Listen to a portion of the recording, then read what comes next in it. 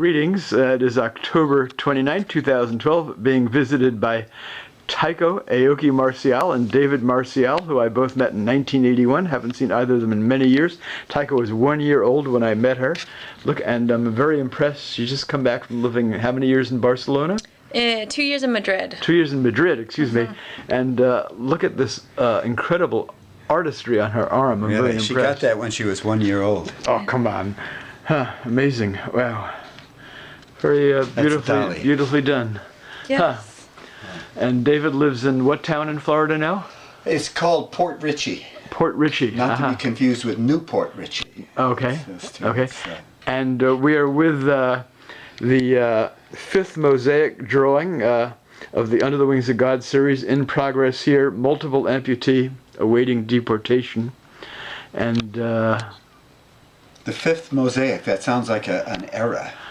The era of the fifth mosaic. Could be. Did this person have a name or no? I'm sure everyone, frequently tell audiences, school audiences, everyone who was murdered, 10 million people, 6 million Jews among them, everyone was born to a mother and father and had a name at one point, but millions of people, we don't know who they were. I don't know who this woman was by name. Well, I know she was limbless in the caption of the photo. Is the mosaic, is this going to be like that one? So the mosaic is going to be surrounding. Yeah. Right, nice. That evolved in order to be able to.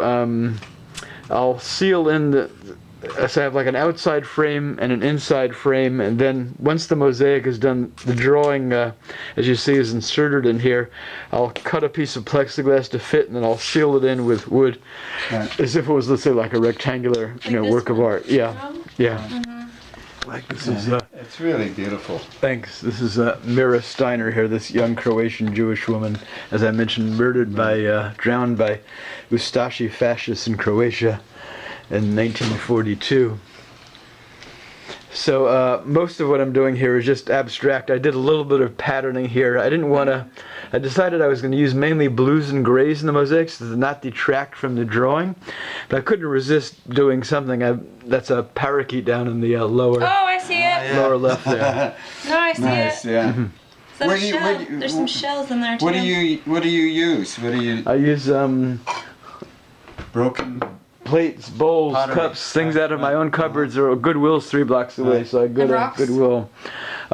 Rocks from travels I pick up on beaches and places like Barcelona, some from like many years ago, 1985 trips and studies. It is a little reminiscent of Barcelona. Yeah. Everything mosaic reminds me of Barcelona. Oh, right, because of Antonio Gaudi in particular. Yeah. Mm-hmm. And this clothing, is that her clothing? Yes. It's very interesting. Well, I've artified it much more beyond what it looked like in the photograph. It looked like she was wearing like a serape type of blanket wrapped around her. Were those animals on her clothing in the photos? No, that's just from my imagination. Some of them, these birds here from my imagination. I'm wondering about this deer. Yeah, those are from black and white photographs taken in the 1920s and 30s in a book, and Polish Catholic and Jewish architectural historians went around Poland in the 20s and 30s photographing and doing architectural renderings of all these synagogues as if they were visionary, because when the Nazis came in, they burned them all down, even sometimes with hundreds of Jews inside them. Wow. So the photographs are a priceless record. Right. Same thing with that imagery there, also from these synagogue frescoes. Right. Is it words? Yeah, it's like probably prayers or songs and things of that sort. When was your last exhibit? I mean, my last exhibit in Seattle was at the Wing Luke Asian Museum in 2002. My next Seattle exhibit, 2 in April.